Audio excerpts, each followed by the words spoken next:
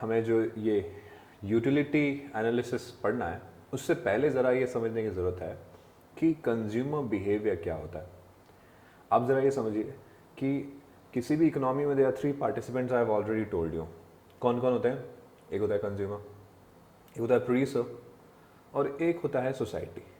Consumer, producer, society, तीन लोग होते हैं। कंज्यूमर का ऑब्जेक्टिव क्या होता है? सेटिस्फैक्शन मैक्सिमाइज करना। प्रोड्यूसर का ऑब्जेक्टिव क्या होता है? प्रॉफिट मैक्सिमाइज करना। और सोसाइटी का ऑब्जेक्टिव क्या होता है? सोशल वेलफेयर मैक्सिमाइज करना। जब कंज्यूमर अपना सेटिस्फैक्शन मैक्सिमाइज करता है तो उस सिचुएशन को हम बोलते हैं कि वो कंज्यूमर इक्विलिब्रियम है। Equilibrium is a situation of balance. Equilibrium can be the best situation in which an economy can be, और अ कंज्यूमर कैन बी, और अ प्रोड्यूसर कैन बी। तो अकॉर्डिंगली जिस तरह का इक्विलिब्रियम है उस तरह की बेस्ट सिचुएशन कहलाती है इक्विलिब्रियम। कहने का मतलब अगर कंज्यूमर के हिसाब से देखें तो जब कंज्यूमर के लिए बेस्ट सिचुएशन होगी वो कंज्यूमर इक्विलिब्रियम होगी। मतलब कंज्यूमर की वांट्स अच्छे से सेटिस्फाई हो जाए, उसको मैक्सिमम सेटिस्फेक्शन मिल जाए। प्रोड्यूसर की जो बेस्ट सिचुएशन होगी उसको बोलेंगे प्रोड्यूसर्स इक्विलिब्रियम। प्रोड्यूसर्स इक्विलिब्रियम मतलब वो सिचुएशन जहां पे प्रोड्यूसर सबसे ज्यादा खुश है या उसका जहां पर मैक्सिमम प्रॉफिट उसको मिल रहा है, वो सिचुएशन उसके लिए सबसे बेस्ट होगी, उसी को हम बोलते हैं प्रोड्यूसर्स इक्विलिब्रियम। तो कंज्यूमर्स इक्विलिब्रियम, प्रोड्यूसर्स इक्विलिब्रियम, और ओवरऑल जब मार्केट इक्विलिब्रियम में आ जाता है तो वो ओवरऑल कंज्यूमर और प्रोड्यूसर दोनों के लिए अच्छा होता है। मार्केट इक्विलिब्रियम के बारे में भी बाद में बात करेंगे। खैर, फिलहाल मैं आपको बता रहा था कंज्यूमर के पॉइंट ऑफ व्यू से चीजों को बोलते हैं कंज्यूमर बिहेवियर।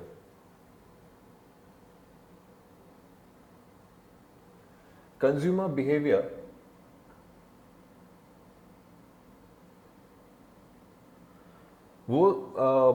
वो सारी कंज्यूमर के ट्रेट्स हैं जिसको लेकर के हमें इकोनॉमिक डिसीजंस लेते होते हैं।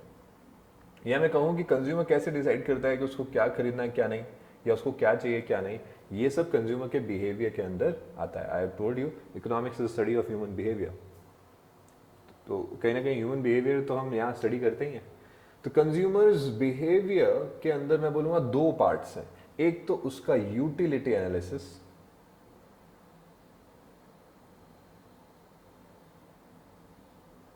सर यूटिलिटी एनालिसिस क्या होता है पहले समझेंगे। यूटिलिटी क्या होता है? Utility is the want satisfaction power of a commodity. किसी भी चीज़ की जो वांट सेटिस्फाई करने की पावर है उसी को हम यूटिलिटी बोलते हैं।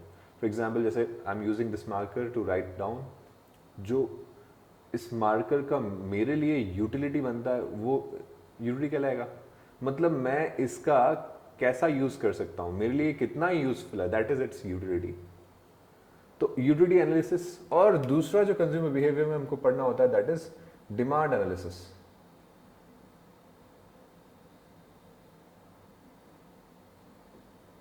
फिलहाल डिमांड एनालिसिस को छोड़ते हैं, हम यूटिलिटी एनालिसिस की बात करते हैं। यूटिलिटी को भी एनालाइज करने के लिए आपको पहले ये डिसाइड करना है कि हम उसको मेजर करें या नहीं करें, क्योंकि पहले क्वेश्चन ये बैठता है कि क्या यूटिलिटी को मेजर किया भी जा सकता है या नहीं कर सकते। समझना मेरी बात को। अगर मैं कहूँ कि किसी भी चीज़ की आपकी यूजफुलनेस क्या है, तो क्या आप उसको मेजर कर सकते हो या मेजर नहीं कर सकते हो, ये फर्स्ट क्वेश्चन अराइज होना चाहिए। क्योंकि अगर हम चीज़ों को साइंटिफिकली स्टडी करना चाहते हैं और प्रूव करना चाहते हैं तो मेजरमेंट बहुत ज़रूरी है। बिना मेजर करे थोड़ा मुश्किल हो जाता है प्रूव करना। तो मैं ये कहूँगा, फॉर एग्जाम्पल, चलो एक और एग्जाम्पल लेते हैं। आपने पिज़्ज़ा खाया, पिज़्ज़ा की कितनी यूनिटी आपको मिली, आप उसको ज़रा कैलकुलेट करिए। सर कुछ कनेक्ट नहीं हो रहा, यूनिटी को कैसे कैलकुलेट करेंगे? आप इमेजिनरी स्केल पे ले लीजिए ना। आपको एप्स जिस तरह से पूछती हैं या रेस्टोरेंट जिस तरह से पूछते हैं, how do you rate us, excellent, very good, good, fair, poor, या जैसे आप एक 10 का स्केल ले लीजिए कि 10 स्टार में से कितने स्टार मिले इस पिज्ज़ा को। आप उस पिज्ज़ा का आराम से यूनिटी निकाल सकते हो अगर आप एक इमेजिनरी स्केल ले लो तो।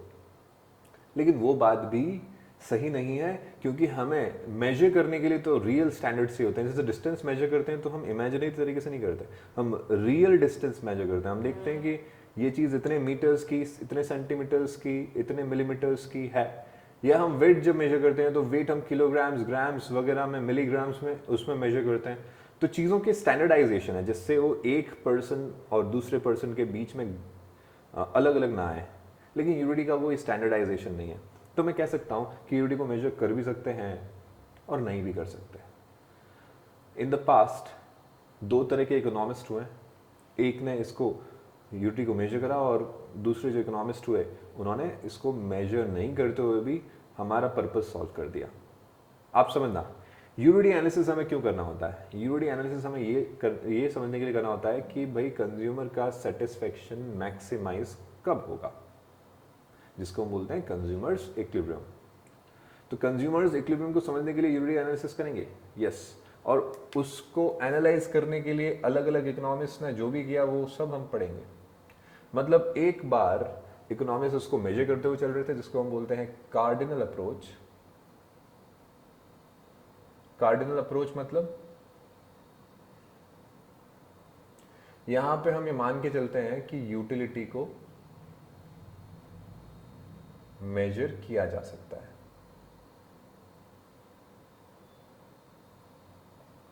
दूसरी अप्रोच है ऑर्डिनल अप्रोच। यहां पे हम ये मान के चलते हैं कि यूटिलिटी को मेजर नहीं कर सकते, लेकिन उसका ऑर्डर या रैंकिंग हम डिसाइड कर सकते हैं। फॉर एग्जाम्पल मैं बोलूं कि आपको पिज्जा पसंद है या बर्गर पसंद, तो आप बोलेंगे कि पिज्जा या बर्गर, जो भी आपका एग्जाम्पल होगा, जो भी आपका आंसर होगा, उसमें जो चीज आपने चूज करी है वो ज्यादा यूटिलिटी देती है, दूसरी वाली कम देती है। तभी तो आपने पिज्जा और बर्गर में प्रेफर कर लिया कि मेरे को ये ज्यादा पसंद है और ये कम पसंद है, राइट? सो ऑर्डिनल अप्रोच, यहां पे हम ये मान के चलते हैं utility can not be measured,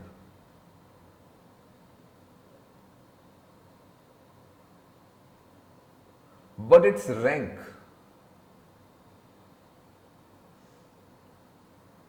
या ऑर्डर, ऑर्डर मतलब फर्स्ट सेकेंड थर्ड, इसीलिए नाम पड़ा ordinal, it's order can be determined.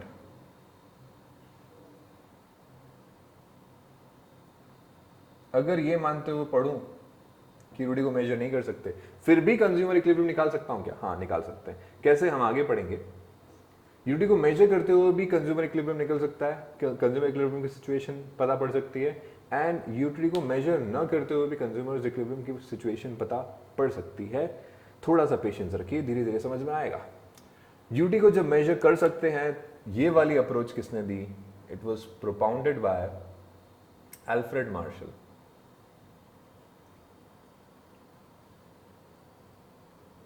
Alfred Marshall ने बोला कि यार यूटिलिटी को मेजर करते हैं। एक्चुअली ये डिमांड एनालिसिस करना चाहते थे, इसीलिए उन्होंने यूटिलिटी एनालिसिस किया। कैसे ये दोनों चीजें कनेक्टेड हैं हम इसको देखेंगे, बट यूटिलिटी को मेजर कर सकते हैं ये अप्रोच एल्फ्रेड मार्शल ने दी, और यूटिलिटी को मेजर नहीं कर सकते, it can not be measured, ये अप्रोच दी हिक्स एंड एलन ने। इन्होंने कहा कि यूटिलिटी को मेजर कर थोड़े सकते हैं सब, क्योंकि इसका कोई स्टैंडर्डाइजेशन नहीं है, कुछ स्टैंडर्ड यूनिट ऑफ मेजरमेंट नहीं है, हम क्यों उसको मेजर करें? बिना मेजर किए भी तो हम ये प्रूव कर सकते हैं कि कंज्यूमर इक्विलिब्रियम कब होता है। तो दोनों तरह के लोगों की अलग अलग अप्रोचेस थी। हिक्स और एलन ये टीम में काम कर रहे थे, Alfred Marshall was doing alone. कुल मिलाकर के दोनों ने कंज्यूमर इक्विलिब्रियम को एक्सप्लेन किया है, और दोनों ही अप्रोचेस से हमको भी समझना है, राइट? एक बार इसको कॉपी करिए, फिर आगे बढ़ते हैं।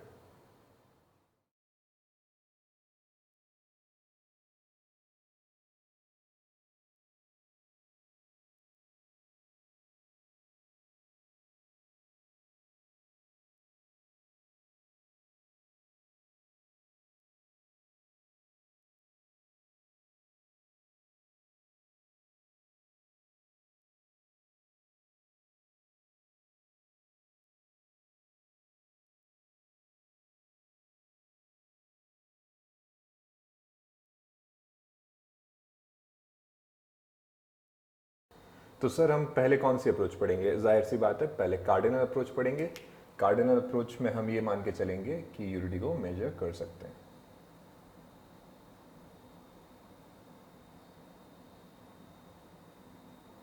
सबसे पहली चीज पहले समझते हैं कि यूटिलिटी होता क्या है। What is utility? How do we define it? What do we understand with this? Utility is the want satisfaction power of a commodity. मान के चलो आपने कुछ कंज्यूम किया, let's say you have consumed water, nothing else, plain simple पानी आपने पिया, एक टम्बलर में भर के आपने पानी पी लिया, वो पानी से जो आपको सेटिस्फेक्शन मिल रहा है उसको यूटिलिटी बोलते हैं। मतलब समझना, सेटिस्फेक्शन और यूटिलिटी अलग अलग है, लेकिन सेटिस्फेक्शन देने की कैपेसिटी, पावर, स्ट्रेंथ, वो यूटिलिटी कहलाती है। So how do I define it? Utility can be defined as the want satisfaction power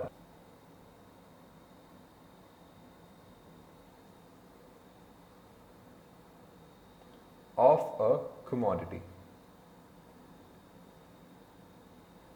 as simple as that। wants को satisfy करने की पावर को यूटिलिटी बोलते हैं। जैसे आपकी want क्या थी, आप प्यासे थे, you were thirsty, वो want कैसे satisfy हुई? आपने पानी का ग्लास पी लिया। तो वांट कितनी सेटिस्फाई हुई उसी को हम क्या बोलेंगे? उसी को यूटिलिटी बोलेंगे। तो आपने जब ग्लास उठा करके पानी पी लिया, इसको जरा मन में सोचो कि आपको खूब प्यास लगी हुई थी और 0 से लेकर 10 के स्केल पे आप इसको कितना रेट करेंगे? देखो समझना, हो सकता है आप अलग रेट करो, आपका फ्रेंड अलग रेट करे, आपके पेरेंट्स अलग रेट करें, सब लोग अलग अलग रेट करें। मतलब हर इंसान की यूटिलिटी अलग अलग होती है किसी एक ही चीज को लेकर के। जैसे हम बोलोगे मार्कर जो है, इसकी आपके लिए एज अ स्टूडेंट क्या यूटिलिटी है? तो आप बोलोगे आपके तो किसी काम का नहीं है, लेकिन मेरे लिए एज अ टीचर बहुत काम का है। तो मेरी यूटिलिटी इस मार्कर की ज़्यादा होगी, आपकी कम होगी। Utility differs from person to person, differs in situation to situation, circumstances to circumstances, अलग अलग हो सकती है। आपने अभी भी पानी पिया तो आपको वापस पानी पीने की इच्छा नहीं है, तो उस टाइम जो सेकेंड ग्लास ऑफ वाटर है उसकी यूटिलिटी आपके लिए नहीं है या कम है, right? So utility differs from person to person, situation to situation, circumstance to circumstance.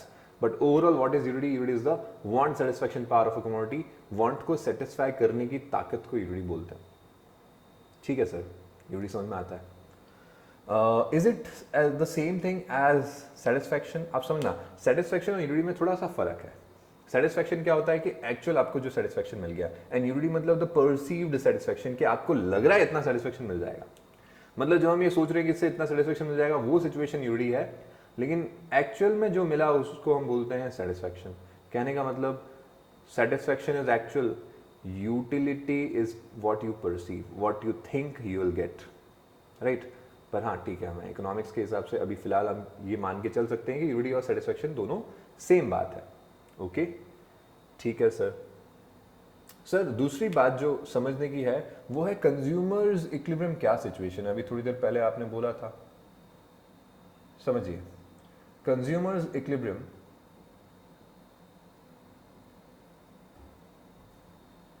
एक सिचुएशन ऑफ बैलेंस है, एक ऑप्टिमल सिचुएशन है एक कंज्यूमर के लिए। मैं इस तरह के वर्ड्स यूज कर रहा हूं, ऑप्टिमल, इक्विलिब्रियम। तो डरिए मत, ऑप्टिमल का मतलब होता है बेस्ट, मैक्सिमम भी हो सकता है, मिनिमम भी हो सकता है। तो बेस्ट सिचुएशन जो है उसको हम बोलते हैं कंज्यूमर्स इक्विलिब्रियम। किसके लिए बेस्ट सिचुएशन? कंज्यूमर के लिए। Consumer's equilibrium is a situation where consumer is going to get the maximum possible satisfaction. अब मैक्सिमम सेटिस्फैक्शन से ये मत समझना कि पता नहीं उसको तो क्या मिल जाएगा, ऐसा नहीं, उसको अचानक मोक्ष की प्राप्ति हो जाएगी, इस तरह का कुछ भी नहीं है। कंज्यूमर्स इक्विलिब्रियम मतलब उसके पास जो पैसे हैं उस पैसे में बेस्ट वो कितना अचीव कर सकता है। आप समझिए, same amount of money you can waste also, same amount of money you can utilize to maximize your satisfaction also। तो हम कंज्यूमर को दूसरा वाला रास्ता दिखा रहे हैं कि देख भाई ऐसा करेगा ना तो बेस्ट सेटिस्फेक्शन तेरे को इतने ही पैसे में मिल जाएगा, इतने पैसे में जो बेस्ट मिल सकता है वो मिलेगा। So what is consumers equilibrium? It does not mean the situation of maximum satisfaction, it means the situation of maximum satisfaction within the given income। दोनों में फर्क है।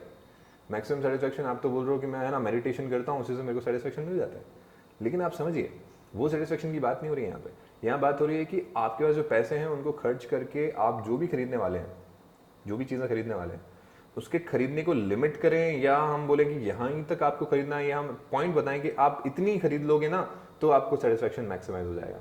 थोड़ा सा वेट करिए, आगे धीरे धीरे और समझ में आएगा। फिलहाल को ये समझते हैं कि कंज्यूमर इक्विलिब्रियम होता क्या है। It is a situation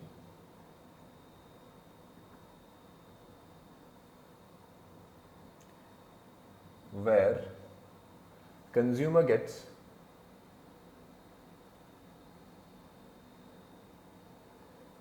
maximum satisfaction. कितना सेटिस्फैक्शन? Maximum satisfaction.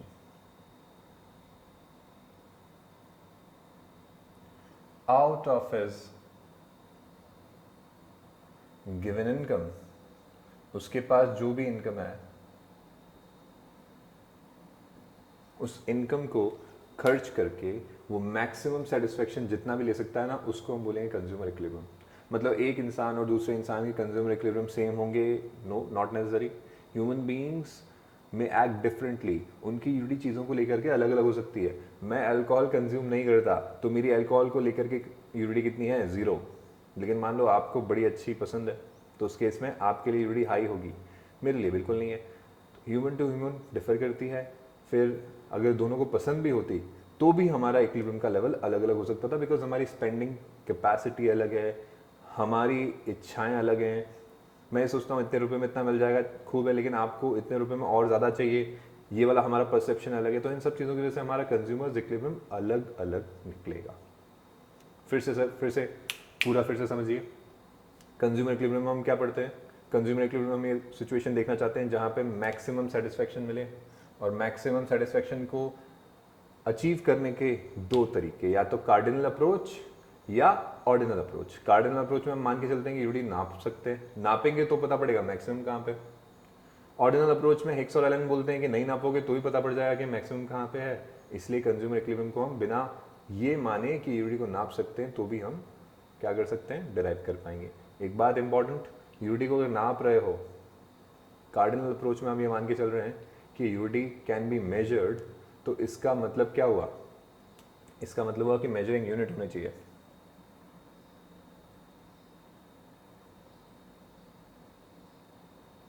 मैं आपके लिए एक नोट लिख देता हूं। In cardinal approach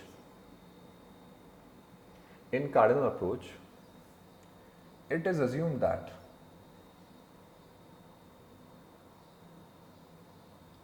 utility can be measured.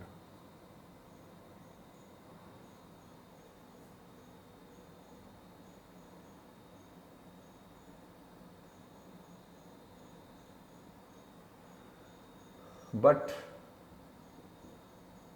its rank,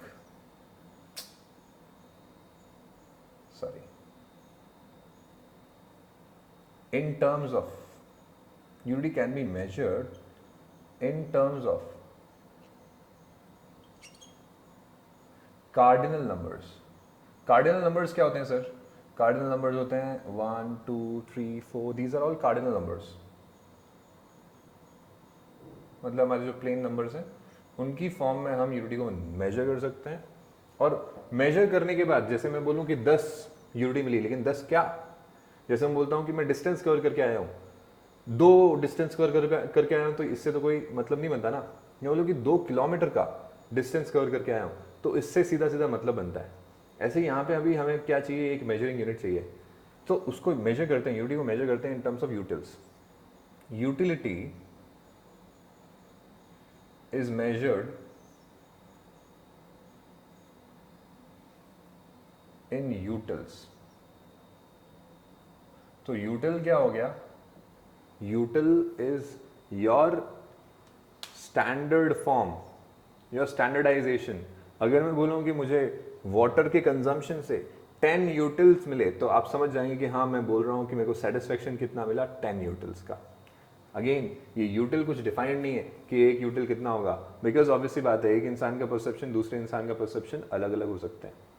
but फिलहाल के लिए हम ये समझ गए कि कार्डिनल अप्रोच में हम क्या पढ़ने वाले हैं। पहला हमें समझ में आया कि यूडी क्या होता है, वांट सेटिस्फेक्शन पावर को यूडी बोलते हैं। फिर हमें समझ में आया कि कंज्यूमर इक्विलिब्रियम क्या होता है, ये ऐसी सिचुएशन है जहाँ कंज्यूमर को मिलता है maximum satisfaction, situation where consumer gets maximum satisfaction out of his given income. अच्छा, कार्डिनल अप्रोच में it is assume that utility can be measured in terms of what numbers? Cardinal numbers 1 2 3 4, these are all cardinal numbers. एक बार इसको copy करिए, फिर आगे बढ़ते हैं।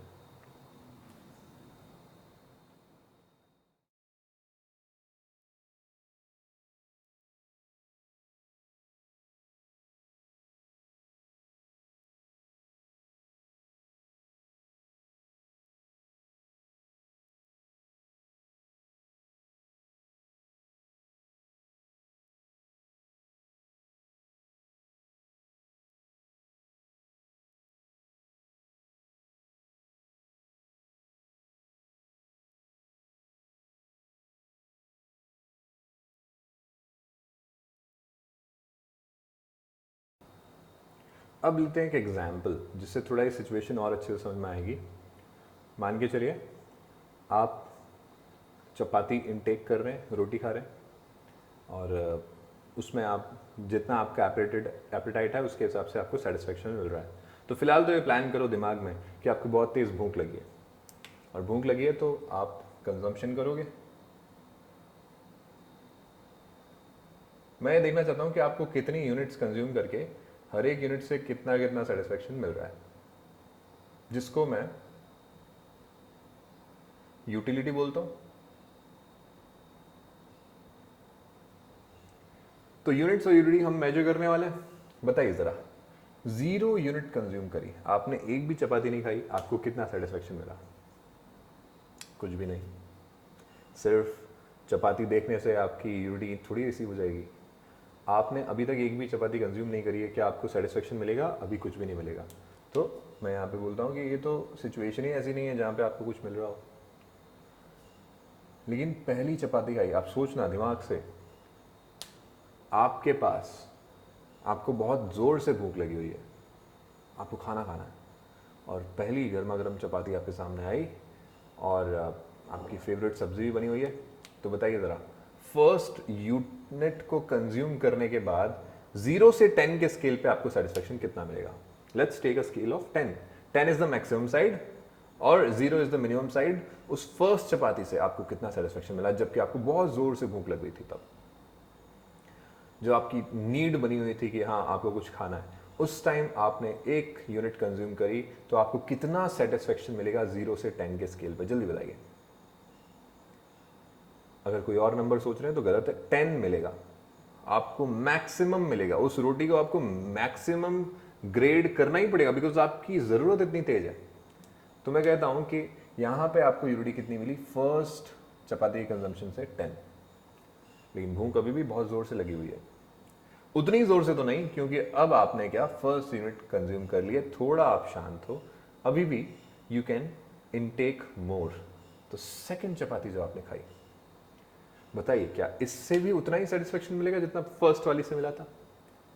सोच के देखिए, क्या 0 से 10 में हमें 10 का सेटिस्फेक्शन मिलेगा या 10 से कम मिलेगा या उससे ज्यादा मिल सकता है? मैं उस पर्टिकुलर सेकंड यूनिट की बात कर रहा हूं। उस पर्टिकुलर सेकंड यूनिट से, सेकंड चपाती से क्या आपको सेटिस्फेक्शन ज्यादा मिलेगा, कम मिलेगा या उतना ही मिलेगा?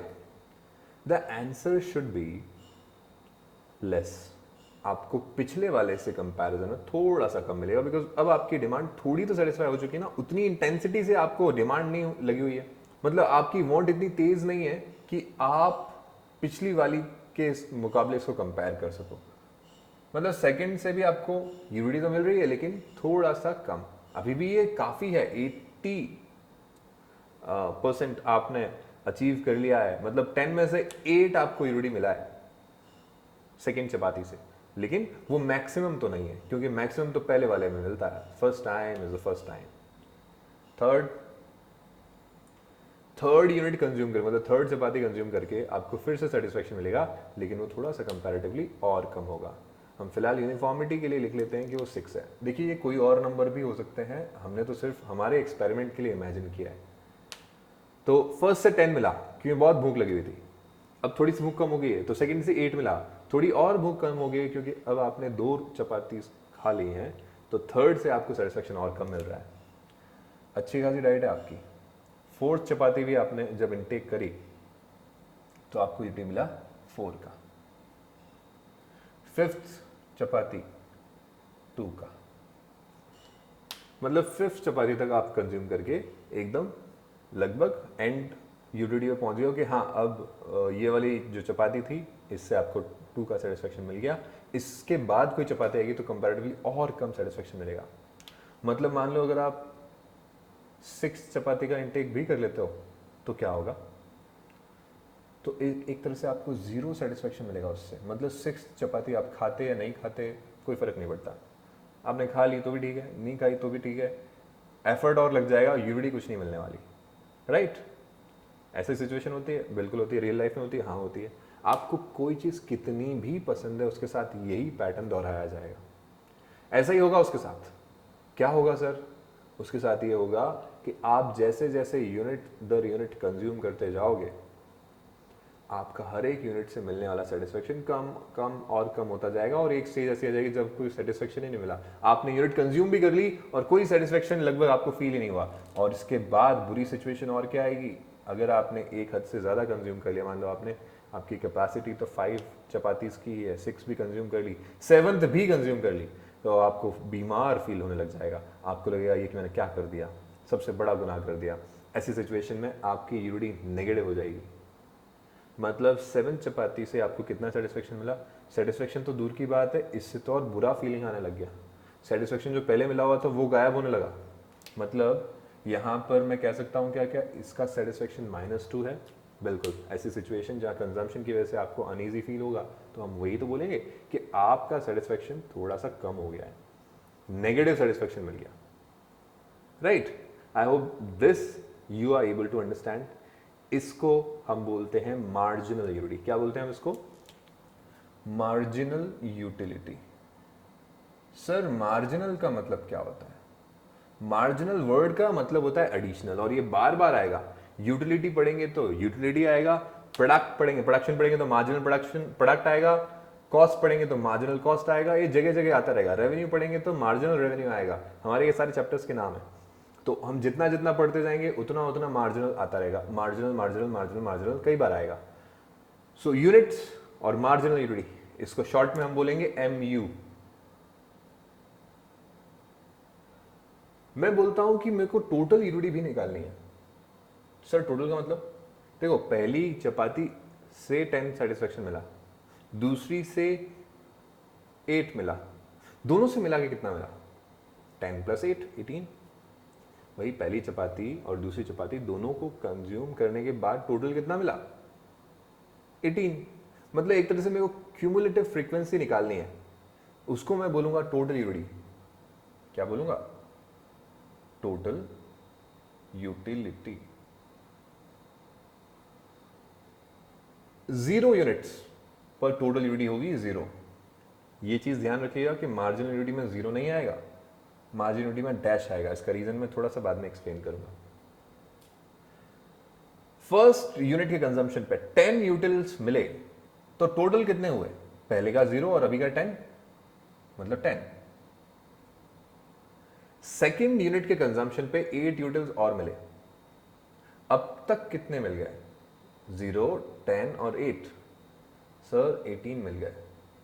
कैसे आया सर ये 18, मैं बोलता हूं 0 वाले से 0, फर्स्ट वाले से 10 और सेकंड वाले से 8, तीनों को ऐड करके। ये 10 कैसे आया था सर, 0 वाले से और फर्स्ट वाले से 10, तो सर सबको ऐड करते जाएंगे तो अगला वाला TU आता जाएगा। यस, स्मॉल मिलाते जाओ, लार्ज बनाते जाओ। थर्ड यूनिट के कंजम्पशन पे 10 + 8 + 6 कितना हो जाएगा, 24। कैसे आया सर, फर्स्ट मतलब 0 वाले का 0, फिर फर्स्ट वाले का 10, फिर सेकंड वाले का 8 और थर्ड वाले का 6 ऐड करते हुए हमें क्या मिल गया, 24 मिल गया। स्मॉल मिलाते जाओ, लार्ज बनाते जाओ, राइट। सर इसको ऐसे भी तो हम अचीव कर सकते थे कि 18 के अंदर 6 मिला जाता तो भी 24 आ जाता। यस, तो 24 के अंदर 4 मिला करके अगला वाला लेवल आ जाएगा। बिल्कुल, आप सोच के देखिए 28 कैसे आया, 24 + 4 ऐसे तो आया ही। दूसरा तरीका क्या है सर, अब तक सबको ऐड कर लो, 0 + 10 + 8 + 6 + 4 ऐड करके देखो कितना, 10 10 20 और 8 28। यस, 0 + 10 + 8 + 6 + 4 सबको ऐड करके फिर से 28 ही आएगा। मतलब हम पुराने वाले सम के अंदर एक और ऐड कर दें तो भी क्या आ जाएगा, हमारे पास टोटल यूटिलिटी आ जाएगा। और हम अगर सबको अब तक के सबको ऐड कर दें तो भी हमारे पास टोटल यूटिलिटी आ जाएगा। नेक्स्ट लेवल शुड बी 28 + 2 30, या फिर दूसरा तरीका क्या, अब तक सबको ऐड करो, 0 + 10 + 8 + 6 + 4 प्लस लास्ट वाला 2 सबको ऐड करेंगे तो 30 आ जाएगा। गेटिंग अ पॉइंट और नॉट, समझ में आ रहा है कि नहीं। आगे बढ़ जाते हैं। 30 + 0 30। दूसरा तरीका क्या था, शुरुआती 0 plus 10 plus 8 plus 6 plus 4 plus 2 plus अभी अभी जो मिला है वो 0, सारे ऐड करने के बाद 30 ही आएगा। अब बताइए सर क्या होगा। 30 में मैं -2 ऐड करूं, एक तरह से मैं -2 रिड्यूस कर रहा हूं, मेरी यूनिटी कम हुई है, इसकी वजह से मेरी टोटल यूनिटी 28 रह जाएगी। कैसे सर? 30 प्लस ब्रैकेट के अंदर -2, तो जब भी पॉजिटिव नंबर में मैं ऐड करूं नेगेटिव नंबर, तो एक तरह से सब्ट्रैक्ट ही तो कर रहा हूं। Getting my point? मैं मल्टीप्लिकेशन की बात नहीं कर रहा हूं, मैं एडिशन की बात कर रहा हूं, ध्यान रखिएगा दोनों फर्क होता है। तो सर क्या आएगा? 0 plus 10 plus 8 plus 6 plus 4 plus 2 plus last वाला 0, लेकिन अब तो -2 भी आ गया। Getting my point? तो हम स्मॉल मिलाते गए, लार्ज बनता गया। मैं इनमें से किसी एक फिगर को अगर हटा दूं, क्या मैं ढूंढ पाऊंगा कि उसकी वैल्यू क्या थी? बिल्कुल ढूंढ पाऊंगा। जैसे मैं यहां से अगर 4 को हटा दूं, तो क्या मैं 4 वापस निकाल पाऊंगा? यस। कैसे? 28 - 24। कहने का मतलब, अगर मुझे कुछ फॉर्मूले लिखने हो तो मैं क्या लिखूं? सर मार्जिनल यूटिलिटी कैसे आती है? कोई भी लेवल की, n मतलब number of units, 5th unit की मार्जिनल यूनिटी चाहिए तो क्या करूं? TUN minus TUN-1। Total unity 5th वाली 30 माइनस टोटल यूनिटी 5th से पहले वाली n-1, मतलब 5 अगर n है तो n-1 क्या होगा? 4। 4 वाली टोटल यूनिटी कितनी है? 28। 30 में से 28 माइनस करूंगा, 2 आ जाएगा। सर किसी भी लेवल की TU से उससे पहले वाले का लेस करें तो MU आ जाएगा? यस। आप चेक कर लो कहीं पे भी, जैसे 3rd लेवल पे देखिए, 24 माइनस 18 क्या आएगा? 6। अरे सर 18 प्लस 6 ही तो 24 बना था, तो 24 माइनस 18 6 आ जाएगा, सिंपल बात, राइट। तो MU कैसे निकालेंगे? TUN माइनस TUN n-1 करके। जिस भी लेवल का MU निकालना है उसके सामने वाला TU, उसमें से जस्ट उसके पहले वाला TU माइनस कर दो, सिंपल है। सर TU कैसे निकालेंगे? आपने अभी कैसे निकाला?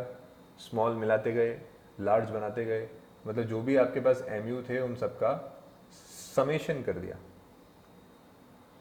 मतलब टोटल यूनिटी n का क्या फॉर्मूला होगा? जैसे 5th यूनिट का टोटल यूनिटी कैसे आएगा? आप 1 से लेकर के 5 तक, इस तरह के नोटेशन का मतलब क्या होता है कि 1 से लेकर के 5 तक का समेशन कर दो। या दूसरा तरीका क्या है सर? अभी आपको समझाया भी था मैंने बताया था कि पहले वाले TU में इसको ऐड करो तो नेक्स्ट वाला आ जाएगा, पहले वाले TU में अगला वाला MU ऐड करो तो नेक्स्ट वाला TU आ जाएगा। मतलब मैं TUN में क्या ऐड कर दूं? TUN-1 में क्या ऐड कर दूं? MUN। ये कैसे आया सर? ये फॉर्मूला कैसे आया? ये फर्स्ट वाले फॉर्मूले से डिराइव हुआ है। फर्स्ट वाले फॉर्मूले में अगर मैं माइनस का TUN-1 जो है उसको इधर ले आऊं तो क्या होगा? माइनस का TUN प्लस हो जाएगा, मतलब TUN-1 क्या हो जाएगा? प्लस हो जाएगा, और MUN तो यहाँ था ही था, दोनों ऐड हो जाएंगे तो भी TU आ जाएगा। ओके सर, समझ में आ गया बच्चों?